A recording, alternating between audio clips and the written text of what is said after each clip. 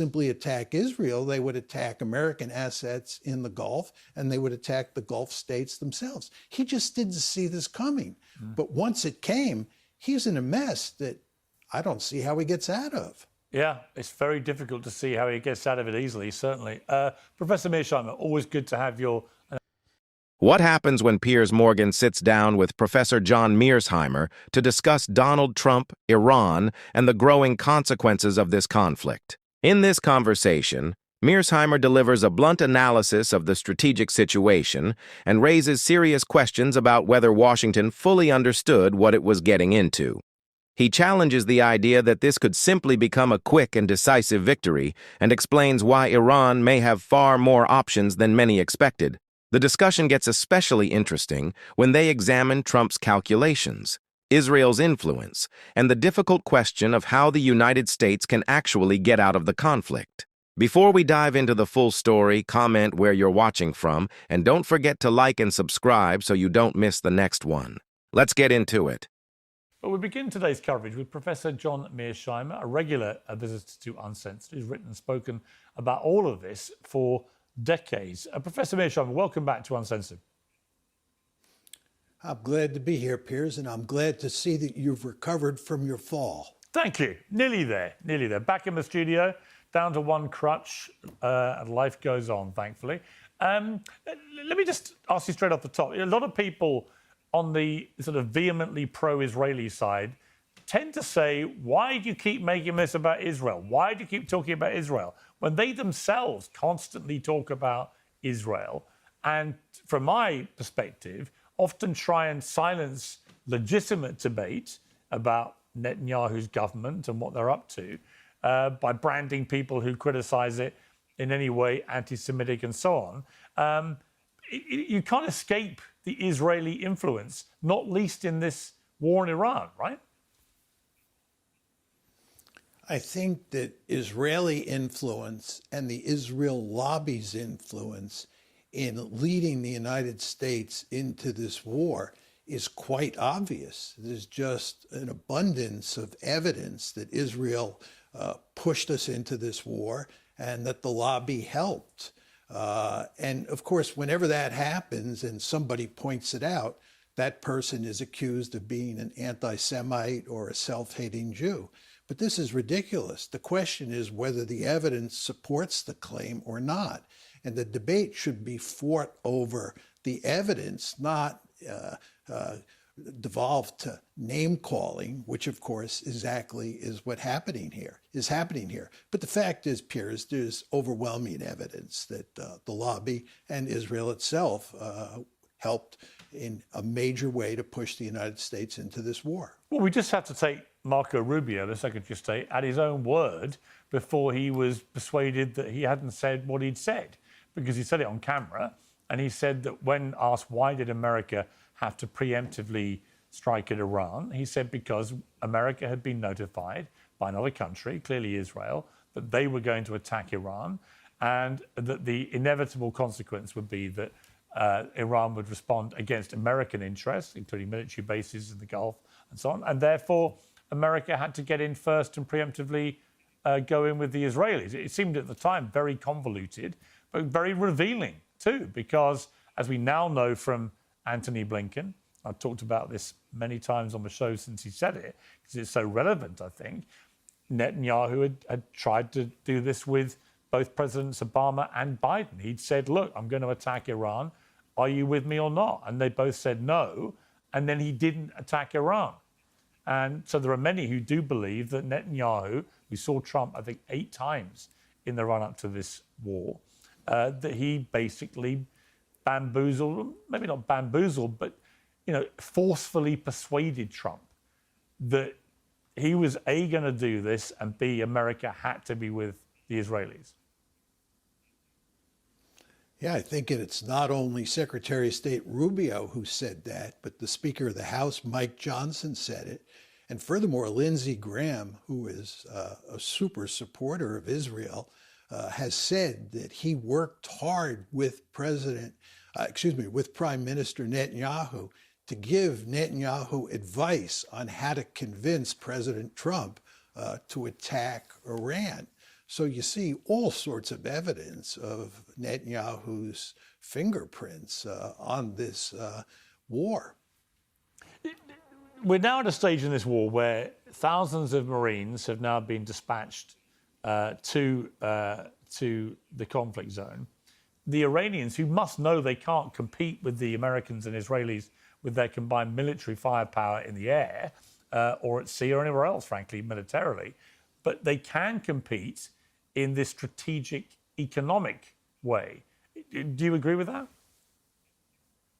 Sure. I mean, I think what's going on here, Piers, is that the United States and Israel thought that we could win a quick and decisive victory, either by decapitating the regime or some form of shock and awe campaign for the first few days of the war.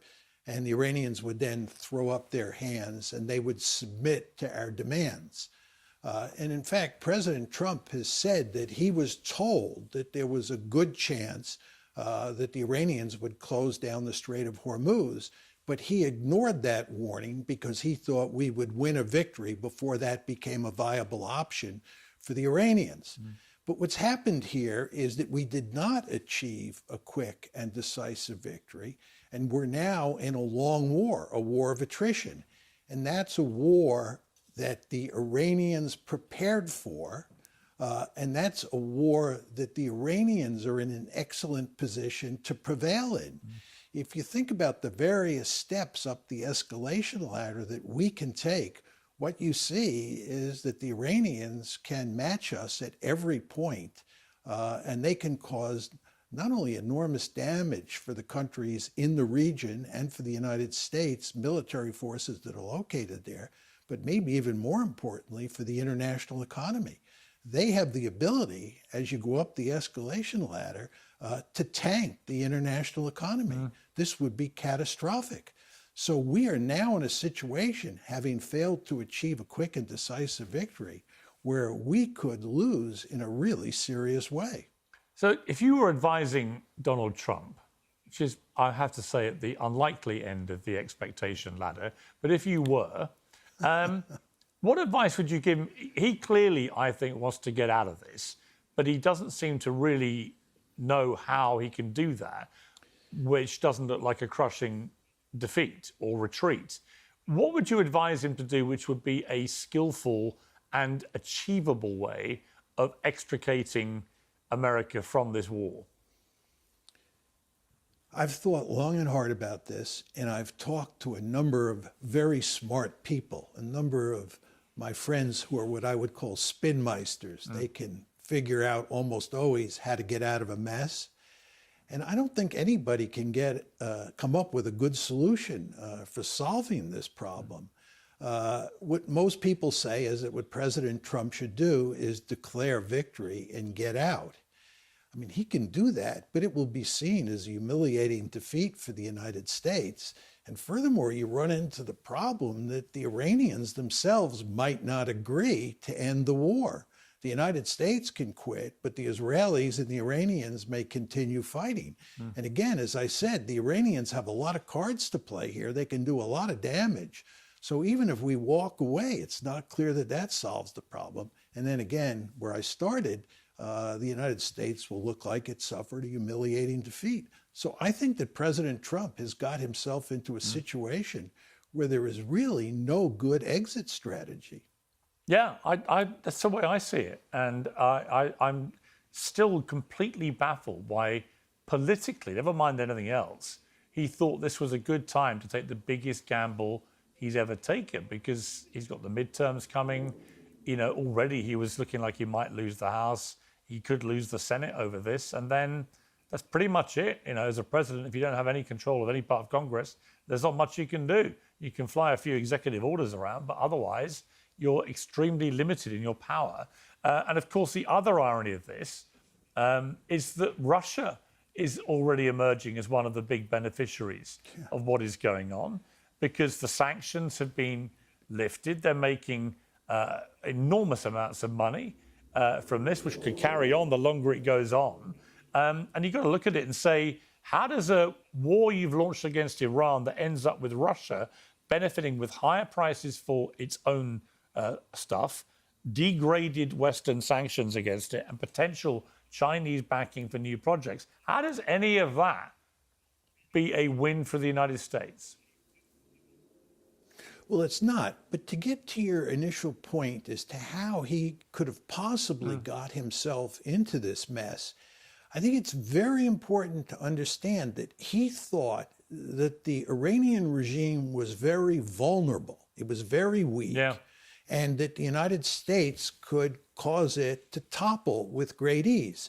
You want to remember that before the war, when we moved the Armada into the Middle East, Steve Witkoff has told us that President Trump was surprised that the Iranians did not throw up their hands and surrender before the war started. In other words, President Trump expected the mere threat of force from this armada to cause Iran to surrender. And of course, that didn't happen. And then he went to war thinking just a little bit of military force on the first few days. This wouldn't be a long war. We would knock off the regime.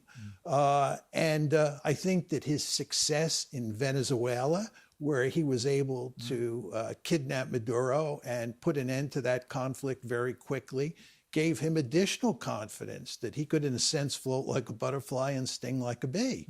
But the fact is that that didn't happen. And again, once that doesn't happen, he's in a catastrophic situation. But I don't think he thought for one second that that would happen. And again, that's why he could dismiss the Pentagon's warning that it was likely that the Iranians would shut down the strait. And furthermore, the warning that the Iranians would engage in horizontal escalation. They would not simply attack Israel, they would attack American assets in the Gulf, and they would attack the Gulf states themselves. He just didn't see this coming. But once it came, he's in a mess that I don't see how he gets out of. Yeah, it's very difficult to see how he gets out of it easily, certainly. Professor Mearsheimer, always good to have your... Honestly, that conversation between Piers Morgan and Professor John Mearsheimer was a fascinating one, because it goes beyond the usual political talking points and gets into the much bigger question. How did Donald Trump end up in a war that many people believed he would never start? For years, Trump built a political image around the idea that he was different from previous presidents. He criticized America's involvement in foreign wars and presented himself as someone who wanted to avoid endless military conflicts. So when this confrontation with Iran began, a lot of people were understandably asking, how did we get here? And this is where Mearsheimer's analysis becomes particularly important. His argument is essentially that the Trump administration may have underestimated Iran and assumed that military pressure would produce a quick result. But Iran did not simply back down. Instead, the conflict became far more complicated, creating consequences that extend well beyond the battlefield. And ordinary people can ultimately feel those consequences. A prolonged conflict can put pressure on energy markets, disrupt trade, increase uncertainty around food and fuel prices, and create additional economic strain. The impact does not stay confined to Washington or Tehran. It can spread across the global economy. That is why the Strait of Hormuz matters so much. It is a critical route for global energy supplies, and any serious disruption could create consequences far beyond the countries directly involved. But perhaps the biggest political problem for Trump is the contradiction between the promise of strength and the reality of getting out. Starting a conflict is one decision. Ending it on favorable terms is an entirely different challenge. Mearsheimer's point about Trump potentially overestimating what military force could accomplish is especially significant. If the administration expected a rapid victory, but instead found itself facing a prolonged conflict, then the entire calculation changes. And now comes another uncomfortable question. If NATO is supposed to be a defensive alliance, what exactly happens when the United States enters a major conflict without first securing broad Allied support? That puts Trump in a difficult position. He has to convince the public that the strategy is working while also dealing with the very real consequences of a conflict that may be much harder to control than originally expected. And that is why I think this conversation deserves attention. Whether you agree with Mearsheimer or not, he raises questions that cannot simply be dismissed with political slogans. So what do you think? Was this conflict properly calculated, or did Washington underestimate the risks involved? Let me know your thoughts in the comments below. If you found this analysis useful, give the video a like and subscribe for more political commentary and expert discussions. Thanks for watching, and I'll see you in the next one.